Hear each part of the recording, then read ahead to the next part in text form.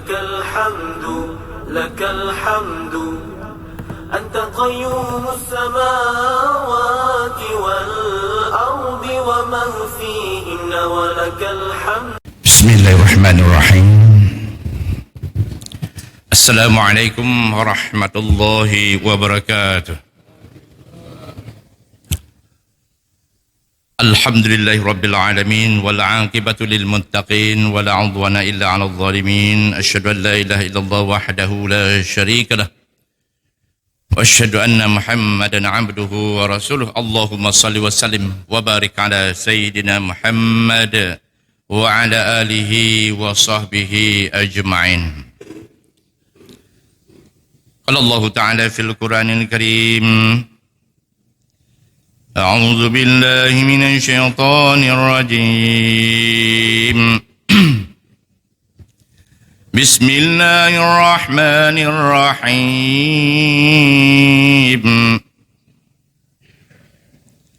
وإذ قال لقمان لابنه وهو يعظه يا بني لا تشرك بالله إن الشرك لظلم عظيم. وقال رسول الله صلى الله عليه وسلم: من صلى يرائي فقد أشرك ومن صدق يرائي فقد أشرك ومن صدق يرائي فقد أشرك. صدق الله العظيم وصدق Rasulul Karim. Yang Tuan muliakan Bapak Imam, para alim ulama, guru-guru Tuan, para orang tua kami, tokoh-tokoh masyarakat,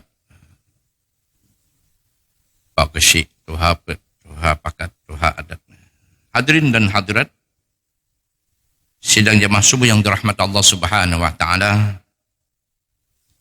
Marilah kita senantiasa memanjatkan puji dan syukur kehadirat Allah Subhanahu wa taala dengan syukur yang setinggi-tingginya, karena Allah Subhanahu wa taala telah mencurahkan rahmat dan kasih sayangnya kepada kita semua. Sebagai bukti pada subuh yang mulia ini, sama-sama kita telah berhadir di rumah Allah Subhanahu wa taala untuk melaksanakan perintah Allah dan ikut sunnah Rasulullah SAW, yaitu solat subuh secara berjamaah. Dan mudah-mudahan ibadah ini diterima Allah Subhanahu wa taala, dicurahkan pahala yang berlipat kepada kita semua. Sallallahu alaihi wasallam kepada junjungan kita Nabi besar Muhammad SAW yang telah membina kita selaku umatnya, sehingga kita menjadi insan yang beriman, yang bertakwa, yang berilmu pengetahuan serta berakhlak yang mulia.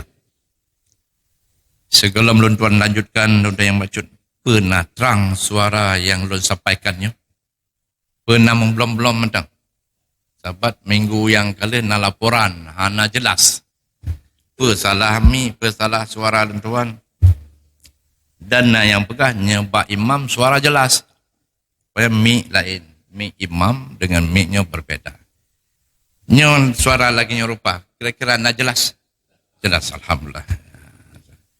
Nyahana kakak tanya masing-masing, tapi alhamdulillah walaupun hana jelas yang kali tetap geduk, dia dapat pahala duduk. Yang mudah-mudahan Allah berikan rahmat kepada dia madum insyaAllah dengan ikuti majlis yang membicarakan tentang kebesaran Allah Subhanahu wa taala. Bapak dan ibu-ibu yang dirahmati Allah Subhanahu wa taala, mengingat kepada ayat untuk bacakan bunuh di awal, yaitu bagaimana seorang ayah mendidik anaknya, yaitu Luqmanul Hakim, sehingga Allah Subhanahu wa taala mengabadikan kegiatan dakwah dalam rumah tangga yang dilaksanakan oleh Luqmanul Hakim. Pada ahli ulama dipegang Luqmanul Hakim kentiro Nabi, kentiro Rasul. Dan urang hana gagah hitam. Nyaga kem baru dihigo. Menan ke bayangan di. Tapi kok gak abadikan ni dalam Al-Quranul Karim. Rupanya kayak karena dakwah ini Allah muliakan. Yang terpenting dari peristiwa dakwah dilaksanakan oleh Luqmanul Hakim adalah mengajak anaknya supaya jangan berbuat syirik. Wa idh qala Luqmanu libnihi, ketika Luqman itu berkata kepada anaknya, kata-kata ini memberikan pendidikan kepada anaknya. Ya bunayya, wahai anakku, la tusyrik billah, janganlah engkau berbuat syirik kepada Allah, mempersekutukan Allah subhanahu wa ta'ala. Inna syirka la zulmun azim, sesungguhnya syirik itu adalah kezaliman yang besar. Apa itu zalim? Bungai Allah. Maka kita telah menzalimi diri kita sendiri sehingga mendatangkan kemurkaan Allah subhanahu wa ta'ala. Allah paling tidak suka kalau dalam hati kita ada selain Allah, keyakinan kita. Tapi memang tak akui Allah Tuhan, tapi tak yakini selain Allah ada yang dapat memberikan manfaat dan mudarat. Itu sudah lari syirik. Dan dosa syirik tidak ada ampunan. Mati dalam keadaan syirik, tak ada keampunan dari sisi Allah subhanahu wa ta'ala. Kekal dalam neraka Allah. Tapi ini dosa karena amal yang salah. Melanggar perintah Allah. Mungkin dia ada amalan menyakiti orang lain. Ada amalan mencuri, ada amalan dosa berjudi, merampok, korupsi, macam-macam. Tapi dia yakin Allah subhanahu wa ta'ala Tuhannya yang maha kuasa, dan Allah melihat dirinya dalam setiap amal, tapi karena terpaksa maka dibuat. Dia berencana pada saat dia buat rencana sebelum mati harus taubat. Ada rencana untuk taubat. Kemudian tak sempat taubat, mati. Karena ada iman tadi, yakin kepada Allah, Allah maha kuasa, makhluk tak kuasa. Allah dapat memberikan manfaat dan mudarat kepada makhluk, makhluk tak kuasa. Tanpa izin Allah subhanahu wa ta'ala. Yakinan ini adalah sahih. Lalu di akhirat nanti dia dibakar dalam api neraka karena dosa tadi. Setelah dibakar dosa-dosanya, hadirin mulia, barulah dicongkel oleh malaikat atas perintah Allah dan dimandikan lalu dibawa dalam syurganya Allah subhanahu wa ta'ala. Selamat dia. Ujung-ujungnya selamat. Walaupun sudah menderita di dalam neraka Allah yang sangat tak kuat kita. Tapi selain syirik, semua Allah ampuni kalau dia taubat kepada Allah subhanahu wa ta'ala. Begitulah seorang ayah mengharapkan kepada anaknya supaya jangan buat kezaliman yang besar. Buat syirik. Cuma syirik ini hadirin subhanahu wa ta'ala, ada yang besar, ada yang kecil. Yang besar itulah disebut dengan syirik jali. Yang kecil adalah syirik yang tersembunyi. Khafi ini tersembunyi. Tapi jali yang nampak. Dan subhanahu wa ta'ala, kadang-kadang kita dalam ibadah pun berbuat syirik. Tadi dalam sebuah hadis, Rasulullah SAW bersabda, Man salla yura'i faqad asyaraka. Barang siapa yang salat untuk dilihat orang, sungguh kamu telah berbuat syirik. Syirik kepada Allah subhanahu wa ta'ala. Salat, nampak ibadah, paling rajin. Tak tahunya, Allah maha mengetahui, kita tak tahu. Maka kita harus berprasangka baik kepada semua orang dalam ibadah. Hatinya itu seserah pada Allah subhanahu wa ta'ala. Cuma kita saling mengingatkan, terutama pada diri kita sendiri. Jangan sampailah ria dalam ibadah. Ria itu syirik. Apakah dalam salat, apakah dalam sedekah, apakah dalam berpuasa. Bukan untuk dilihat orang, tapi untuk dilihat Allah subhanahu wa ta'ala. Ini baru tepat.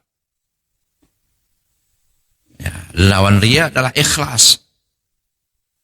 Maka Allah subhanahu wa ta'ala dalam perkara ini kadang-kadang ada orang salah dalam pemahaman ini kesalahan. Sehingga alim ulama membagikan ikhlas ini ada 3 tingkatan. Jadi kalau sudah tingkat tinggi, alhamdulillah sekali. Tapi ada tingkat yang rendah, tapi orang mengatakan salah, padahal tidak salah, benar ya. Tentu apa?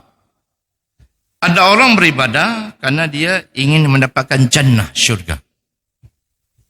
Sehingga orang yang salah paham ini katakan syurga itu kan makhluk. Kenapa ibadah karena makhluk? Ini kesalahan. Ada orang mengatakan saya ibadah taat kepada Allah supaya tidak masuk neraka. Saya takut pada neraka. Ada orang mengatakan neraka itu kan makhluk. Kenapa takut makhluk? Ini kepahaman yang keliru. Dibolehkan takut neraka kita ibadah. Dibolehkan mengharapkan syurga. Kalau seandainya tidak benar, Allah menghapus ini ayat. Wasari'u ila maghfiratin min rabbikum wa jannatin arduha as-samawati wal ard u'iddat lil muttaqin. Bersegeralah kepada keampunan dari Tuhanmu.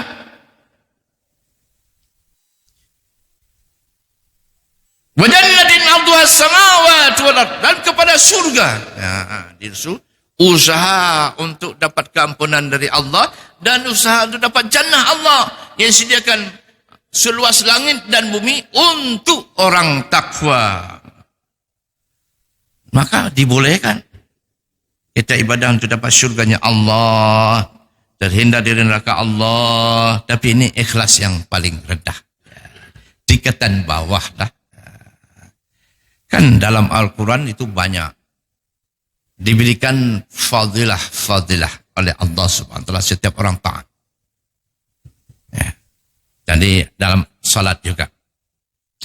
Innal ladzina amanu wa 'amilus solihati kanat lahum jannatul firdausi nuzula. Ini fadilah juga.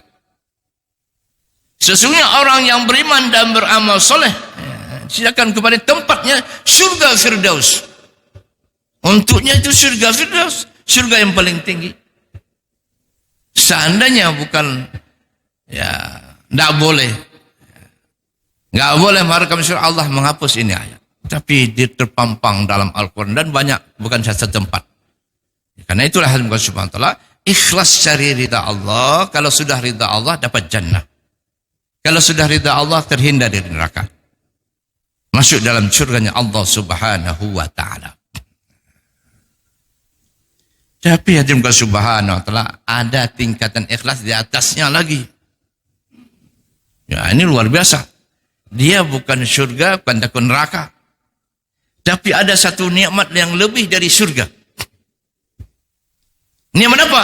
Melihat wajahnya Allah Subhanahu wa taala jauh lebih nikmat daripada surga. Ya, ini luar biasa. Itu sudah tingkat tinggi lagi. Ya. Masih tingkat wali di atasnya lagi. Ya. Subhanahu wa taala. Ini luar biasa. Subhanahu wa taala keikhlasannya. Ingin melihat wajahnya Allah yang maha gagah, maha cantik, maha indah. Allahu jamil. Ya. Inna Allah yuhibbul jamil. Allah itu sangat cantik dan Allah suka kepada kecantikan. Allah sangat indah, suka pada keindahan. Dan juga Subhanahu wa taala, Allah Maha sempurna, suka kepada kesempurnaan. Dan juga Subhanahu wa taala, karena itu kalau kita memang belum mampu peringkat ini, ya paling rendah yang satu tadi. Berikan nasihat kepada anak-anak dengan janji-janji yang indah yang telah Allah janjikan dalam Al-Quranul Karim dan telah disambung oleh Rasulullah SAW dalam hadis-hadis. Masya Allah. Ini peringkat yang kedua. Sehingga dalam Al-Quran, dan juga kita baca dalam suratul Kahfi tadi dalam salat. فَمَنْ كَانَ يَرْجُو لِقَاءَ رَبِّهِ فَلْيَعْمَلْ عَمَلًا صَالِحًا وَلَا يُشْرِكْ بِعِبَادَةِ رَبِّهِ أَحَدًا. Barang siapa yang ingin berharap jumpa dengan Tuhannya dengan Allah Subhanahu wa taala di kampung akhirat. Harapannya sangat tinggi. Ingin ketemu Allah untuk melihat nikmat yang paling tinggi. Maka hendaklah dia beramal amal soleh dan jangan berbuat syirik dalam ibadah. Jangan buat syirik dalam ibadah. Kita sudah beribadah, hindari syirik.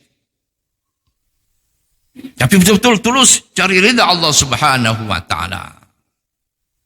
Inilah yang harus kita upayakan dalam kehidupan ini. Kadang-kadang bercampur dengan astagfirullah. Kontrol niat ini. Kontrol terus niat ini. Syaitan itu selalu menunggu dia. Menghancurkan anak cucu Adam. Sudah enggak mampu dilarang, dibuat dia syirik. Dibuat riya dalam ibadah. Lari ke syirik lebih bahaya lagi. Enggak mampu dia buat niat syirik, diperbodohkan orang-orang dengan buat bid'ah. Ini lebih bahaya lagi. Kalau dia buat dosa, sadar itu dosa. Tapi kalau buat bid'ah, dia enggak merasa dosa. Tak akan rencana. Tak ada rencana untuk taubat kepada Allah Subhanahu wa taala. Syaitan. Nah, hadirin subhanahu kembali kepada keikhlasan. Yang kedua ini adalah itu ada dalam kisah mereka orang terdahulu yang sudah sukses. Contoh Rabi'ah itu. Rabi'ah sampai dalam doanya itu, ya Allah, kalau aku beribadah padamu karena takut nerakamu, masukkan aku dalam nerakamu. Sampai demikian doa. Aku beribadah hanya mengharap melihat wajahmu ya Allah nanti di kampung akhir. Melihat wajahnya Allah Subhanahu wa taala. Tapi ada peringkat yang lebih tinggi dari itu. 3 tingkatan sebenarnya. Ini tingkat yang luar biasa ini. Tingkat orang-orang muqarrabin, orang-orang yang dekat dengan Allah Subhanahu wa taala. Ada orang-orang yang mencapai ini. Mana tandanya orang yang muqarrabin, yang selalu dia ingat Allah, tak pernah putus dengan Allah. Apapun yang terjadi, dia adalah merasakan bahwa ini adalah atas keputusan Allah. Misalnya tersandung batu dengan kaki, sakit, keluar darah, tersenyum dia. Ini adalah pasti kehendak Allah Subhanahu. Orang-orang seperti ini dalam perjalanan juga nampak. Boom, tabrak oleh anak muda. Peyot mobilnya. Ya, anak muda pun dengan Honda. Peyot juga. Dia tidak marah, tersenyum. Yang anak muda takutnya luar biasa. Nah, ada urusan, ada sakit. Ayo kita ke dokter kalau sakit. Kita obatin. Nah, Honda bawa ke bengkel. Setelah diobatin dia, diperban segala macam. Bengkel berapa habis semuanya? Dibayar. Anak muda tabrak dia. Dia menyangka ini pasti adalah atas kehendak Allah, ujian untuk saya. Tak mungkin ada orang-orang yang rencana untuk menabrak. Ini sudah kehendak Allah. Dibawa ke bengkel, berapa habis semuanya? Dibayar. Dia obatin dia. Masya Allah. Orang-orang muqarrabin amalannya seperti itu. Tersenyum. Orang caci dia, tersenyum dia. Bahkan ada yang menulis, mencercanya. Orang-orang yang baca mencaci gurunya, marahnya luar biasa. Tapi ketika dia baca, dicaci dirinya. Dicari mana penulisnya. Tersenyum dia baca, tersenyum. Mana penulisnya? Dicari, dibawalah hadiah berupa uang. Terimalah ini hadiah dari saya. Adakah yang menulis buku ini? Ya, betul. Ini hadiah dari saya. Anda siapa? Saya enggak siapa-siapa. Dia berangkat, Assalamualaikum, berangkat terus. Rupanya inilah orang yang dicaci dalam tulisan oleh penulis tadi. Dia dapat hidayah dari orang yang dicacinya dalam tulisan itu. Luar biasa ini. Adakah kita hari ini mampu berbuat seperti itu? Kalau mampu, itulah orang muqarrabin. Selalu ingat kepada Allah Subhanahu wa taala. Ikhlas dalam segala sesuatu, apapun yang terjadi untuk dirinya. Kalau dia adalah ada satu musibah, bersabar. Dan kalau ada rahmat, nikmat, dia bersyukur kepada Allah Subhanahu wa taala. Ini sebenarnya orang yang beriman kepada Allah Subhanahu wa taala. Ya, al-imanu nisfan, fanisfu bis sabri wa nisfu bis syukri. Iman itu sesuatu yang utuh dia. Separuh ada pada sabar, separuh lagi ada pada syukur. Luar biasa ini kehidupan orang-orang muqarrabin. Maka orang-orang muqarrabin ini adalah orang yang sangat dekat dengan Allah Subhanahu wa taala, dan di dalam akhirat nanti dapat jannah di kampung kenikmatan, dan selalu dalam rahmat kasih sayang Allah Subhanahu wa taala untuk dirinya. Ya, mudah-mudahan dengan Subhanahu wa taala kita bolehlah pilih. Kalau dapat yang teratas, yang tertinggi. Tak mampu yang kedua. Tak mampu minimal yang pertama tadi. Hadirin mulia, yang paling besar. Jangan sampai di bawah itu lagi.